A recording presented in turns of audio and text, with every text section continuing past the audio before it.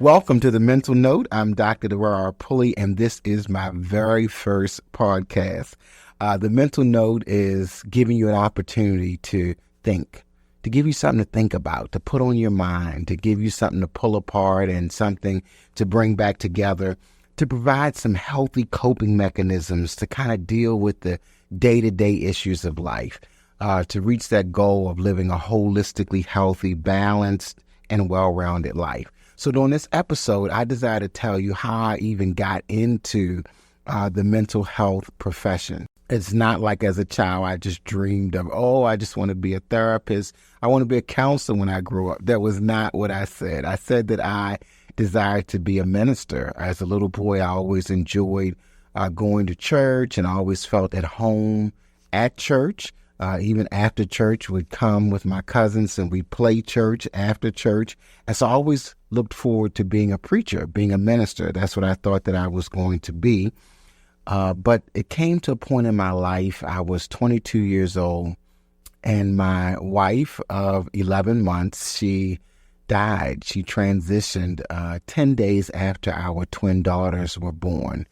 When we got married, she was a size 8. And by the end of her pregnancy, she was a size 28. And again, shortly after our daughters were born, she died. And so I was a single parent of twin daughters, and I needed therapy because I was angry with God. I was angry with my wife for leaving me.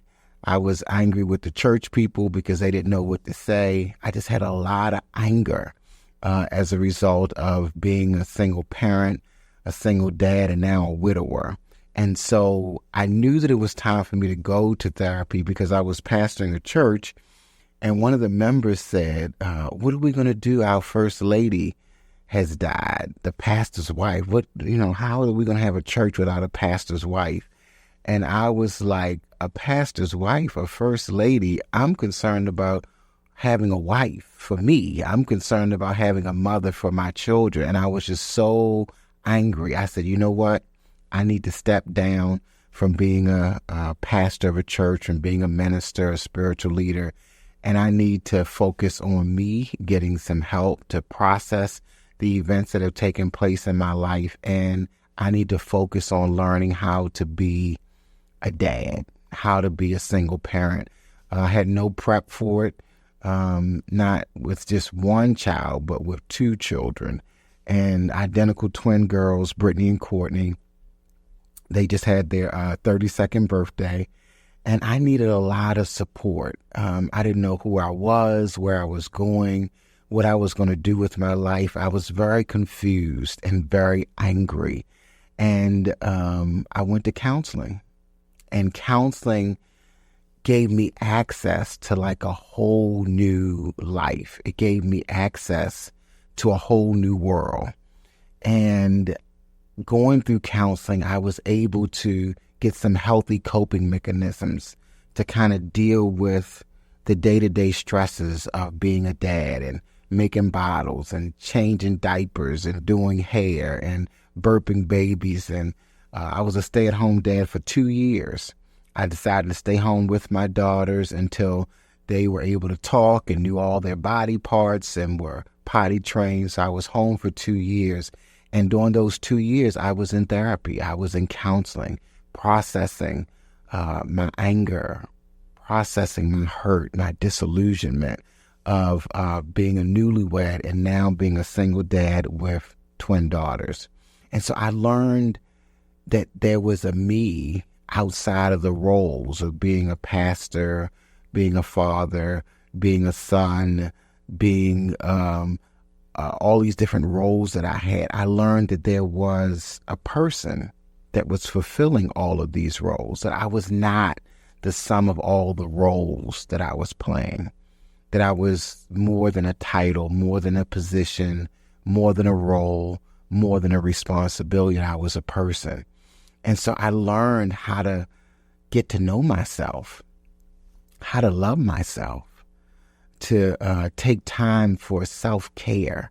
I learned all of that in therapy, and the anger, I was able to process that through that, because what was making me angry is that in the church they were saying these tried and true sayings of earth has no sorrow that heaven cannot heal.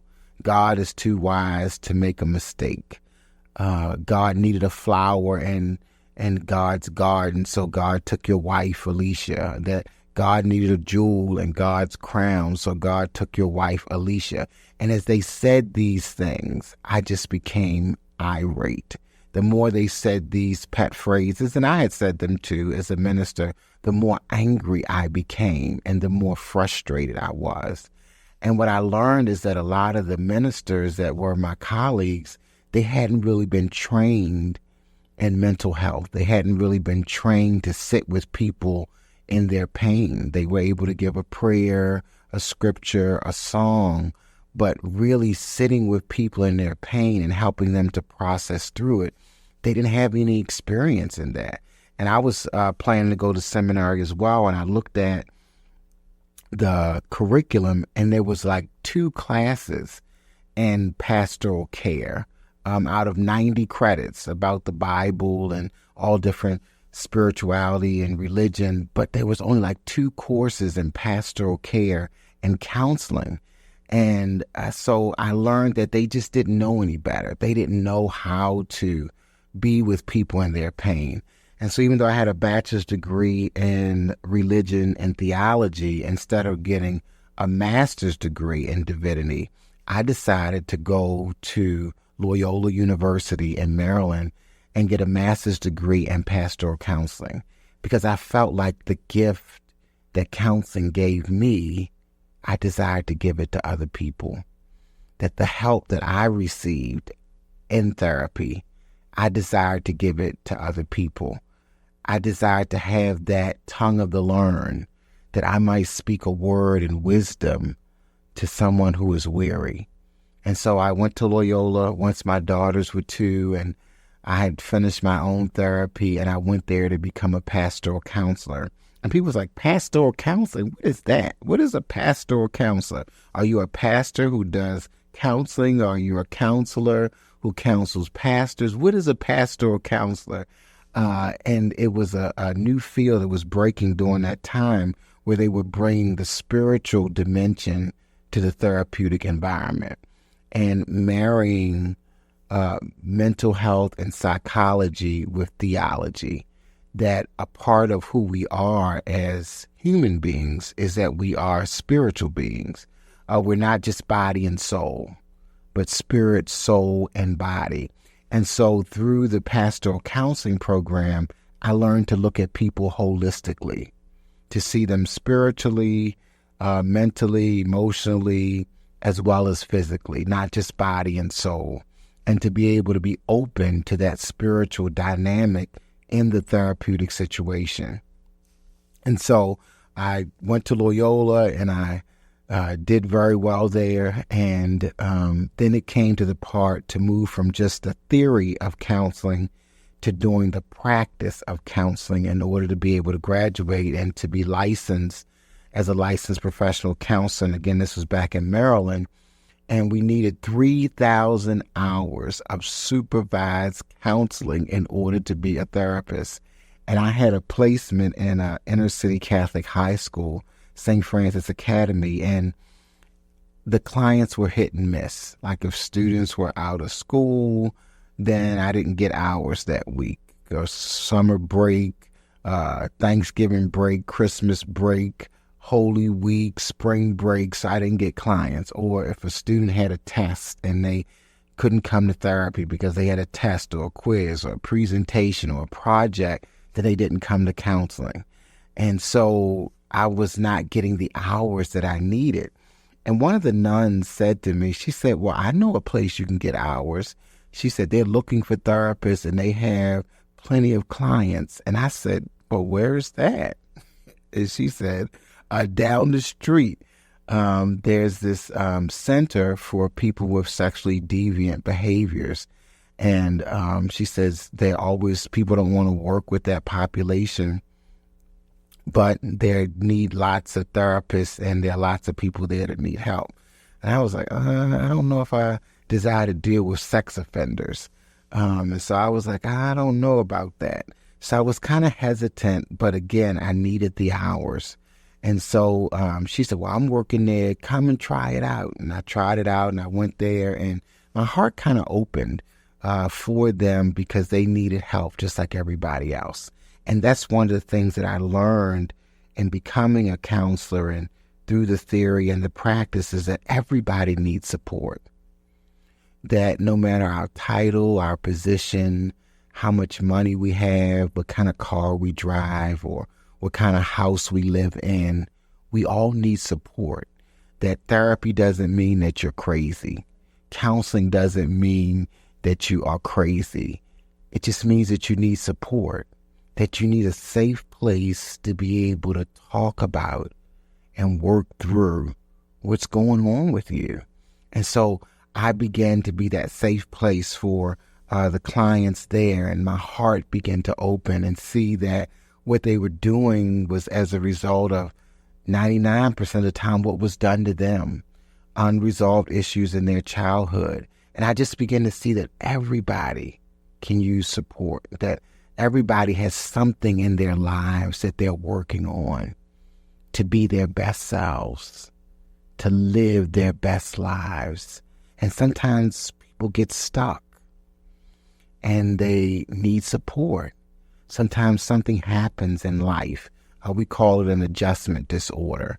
Like maybe a loved one transitions, like in my case with Alicia. Or maybe it's a job transition, adjusting to being in a new city or a new house, or a change in life like getting married or getting separated or getting divorced, or even being promoted. That in life there are changes. And really the only thing consistent in life is change. And so how do we navigate through those changes? How do we talk through and work through those changes when we become overwhelmed and we feel frustrated? How do we work through it? Who do we talk to about what's really going on with us? People say, well, how are you doing? Oh, I'm doing great. Oh, I'm doing wonderful. But on the inside, sometimes we're really struggling with just life and the day-to-day adjustments that happen in life. And so counseling was a safe place for me when my wife transitioned. Counseling was a safe place for the students at St. Francis for them to be able to work through what they were going through. And counseling was also a safe place for my clients who were sex offenders. So I was seeing that no matter our age, our race, our gender, our orientation, educational level, socioeconomic status, credit history, criminal background, religion, denomination, political affiliation, that no matter our physical, mental, emotional challenges, that there comes a time in our lives when we all need support. And counseling is that place where we can get the support that we need because it's a neutral, non-biased third party, that they're there, that we are here to give you that unconditional positive regard, that we're there to create that safe space where you can deal with maybe things that happen in your childhood or issues that you're dealing with in the workplace or in school or wherever those issues are occurring with family members, with friends, that you have a safe place to talk about it. And you know that you're not going to be judged. You know that you're going to be loved, that you're going to be heard, that you're going to be seen, that you're going to be accepted, and that support is going to be given. And strategies are going to be given to be able to empower you to work through whatever comes up in your life. That it's not really realistic to think that things are not going to happen in life, that your life is just going to be smooth sailing all the way. That's not really realistic. The truth is that in life stuff happens. And to the best of people, things happen, unexpected things. And sometimes we don't always make the highest and best decisions. And we have to work through the consequences for our actions. And it doesn't always feel good. And we need a safe place to kind of work through some things and talk through some things and to learn healthy coping mechanisms. Because a lot of times when things come up in our lives, people use unhealthy coping mechanisms and they deal with addictions. That's another thing I deal with a lot with my clients, people working through addictions, maladaptive behaviors that are not really healthy coping mechanisms. In fact, they're unhealthy coping mechanisms that sometimes people reach for alcohol, drugs, gambling to kind of escape what's going on and not really address what they are thinking, what they're feeling.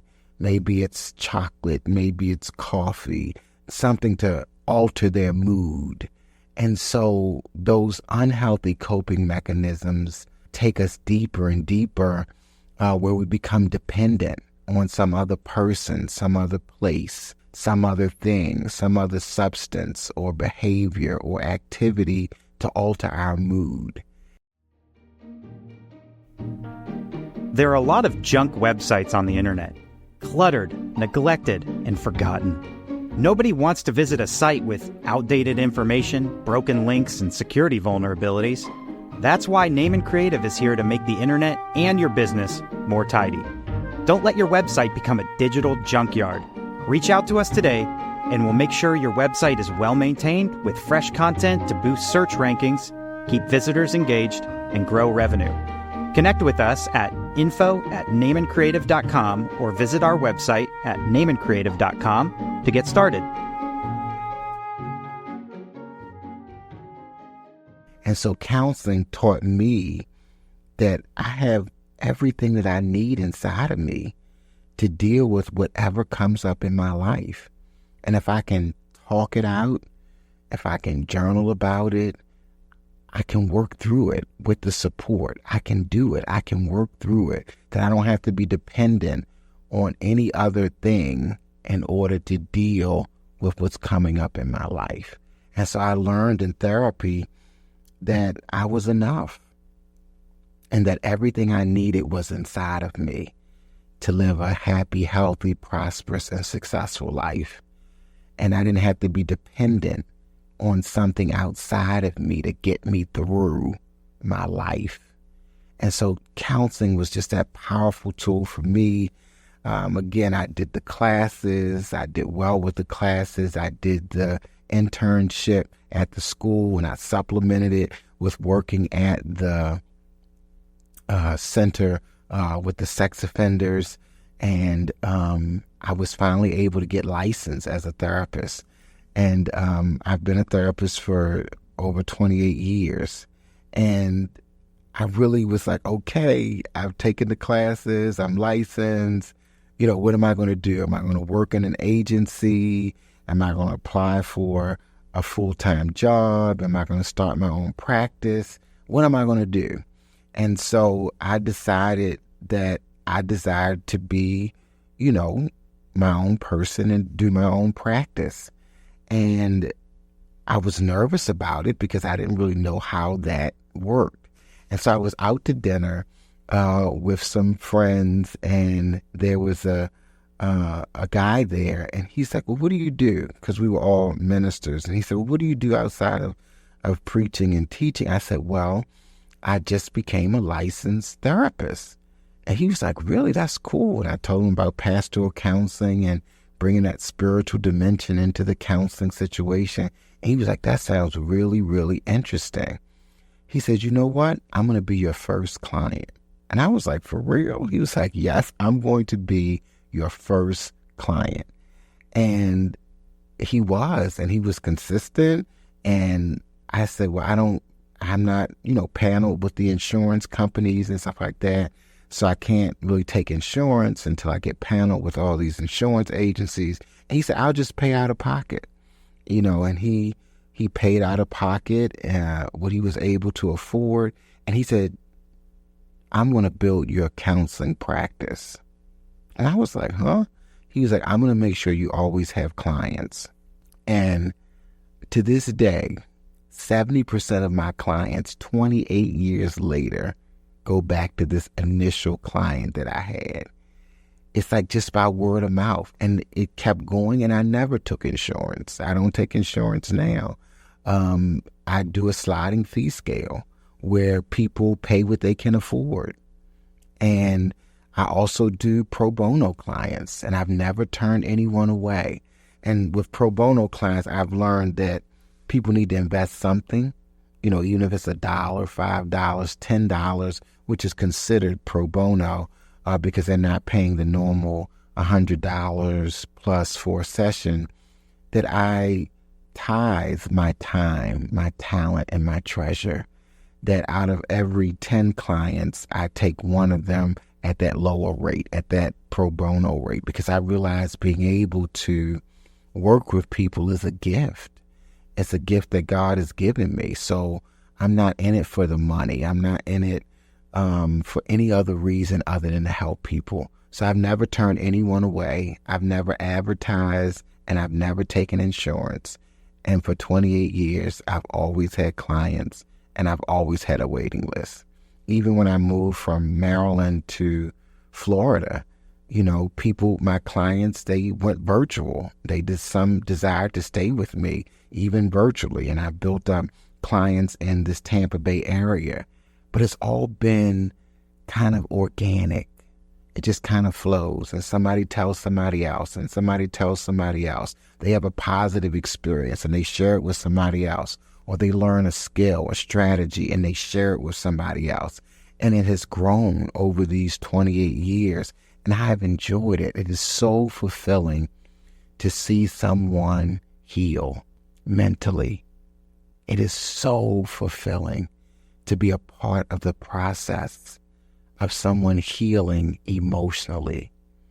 There are no words to describe that fulfillment, that sense of satisfaction that I feel knowing that I've helped someone work through a childhood trauma, or to get an addiction under control, or even to connect with psychologists or psychiatrists because they need additional services beyond counseling, and they get the support that they need, and they're able to grow. They're able to thrive in their lives because they were able to work through that trauma, that drama in their lives. And so it has been such a rewarding career to be able to have a positive impact on people, and for people to be able to share it with others. I've worked with individuals, I've worked with couples, I've worked with families, I've worked with groups. I've had the privilege of being a counseling supervisor to be able to train other therapists.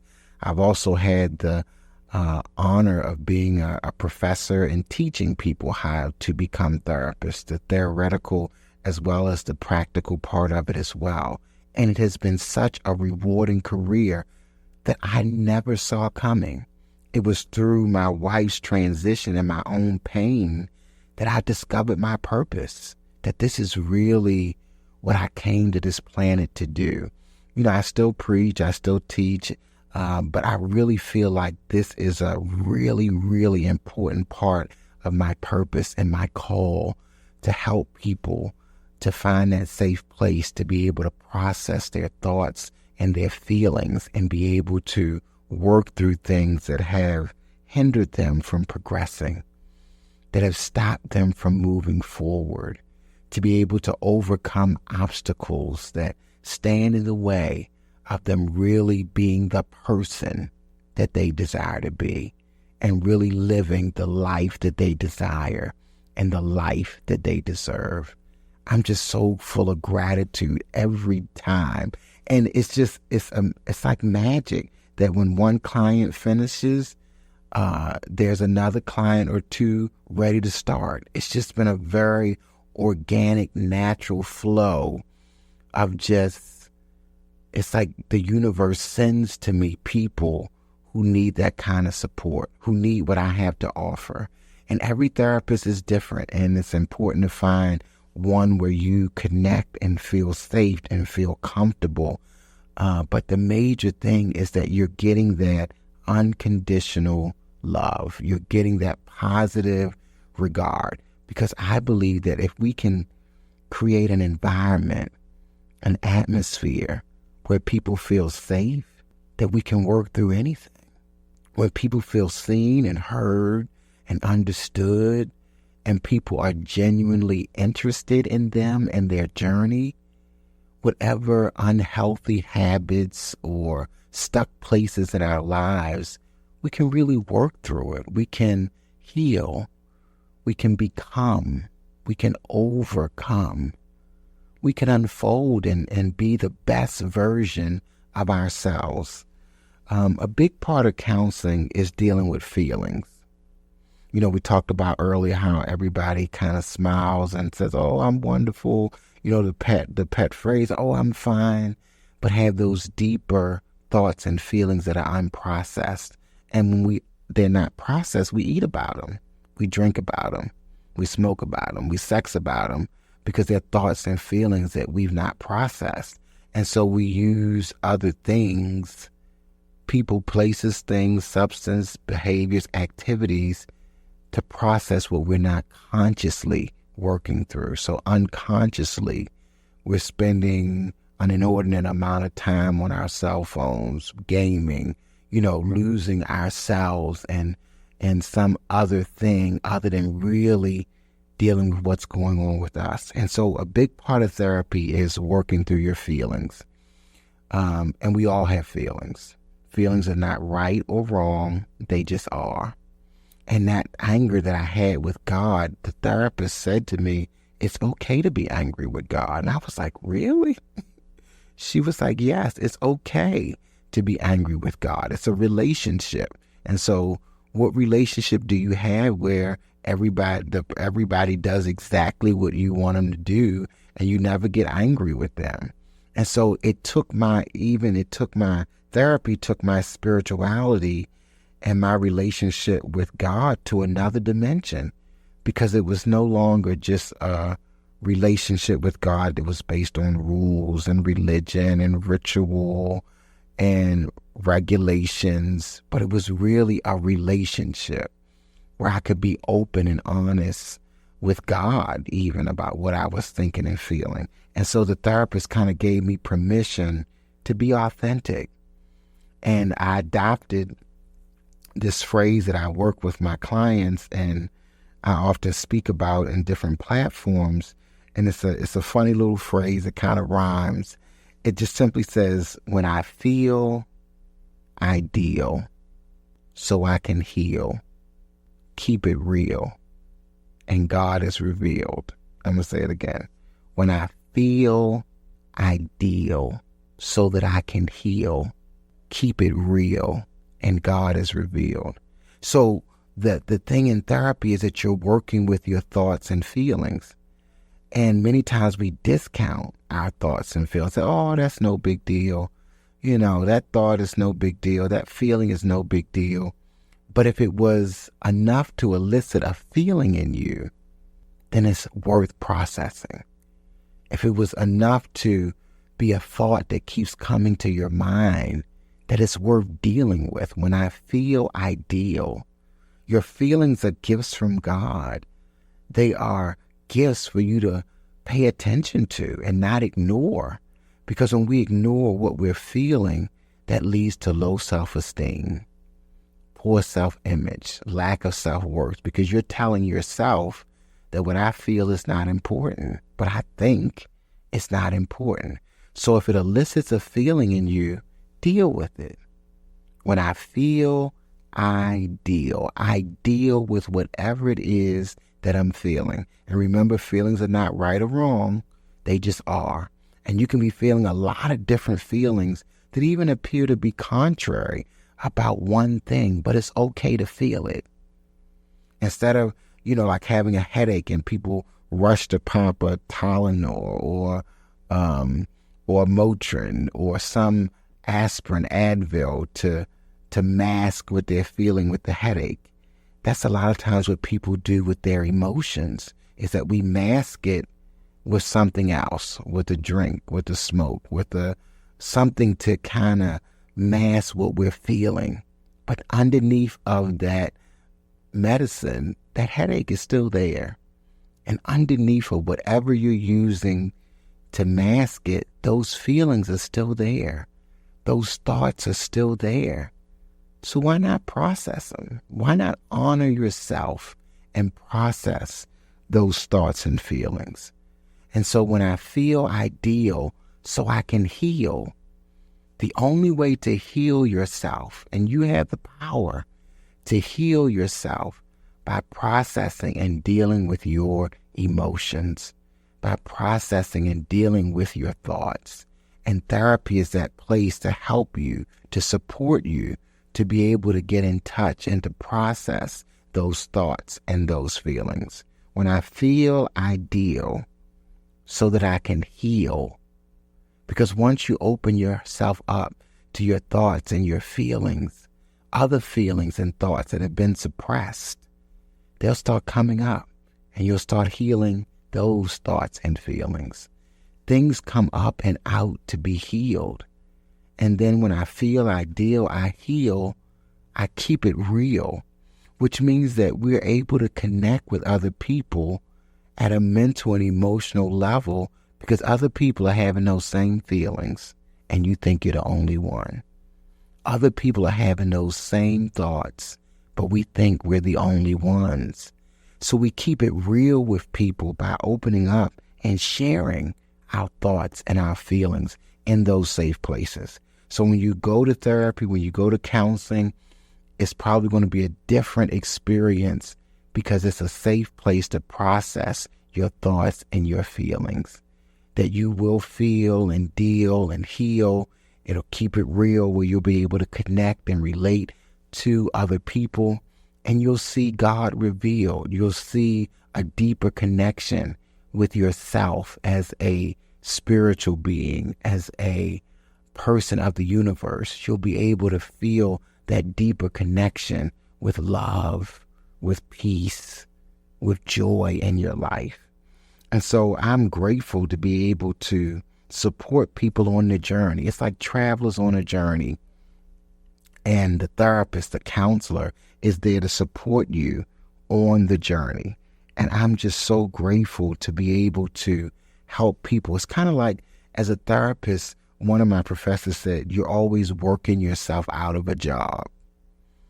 That the goal of therapy is that the person gets to the point where they no longer need you. They need you less and less. So they might start off coming once a week. Then as they grow and heal, it might become every other week, every 3 weeks, once a month, once a quarter, annually, as needed. And so because they're learning tools, they're learning healthy coping mechanisms. And that's what these podcasts are going to provide. Is we're going to talk to different therapists.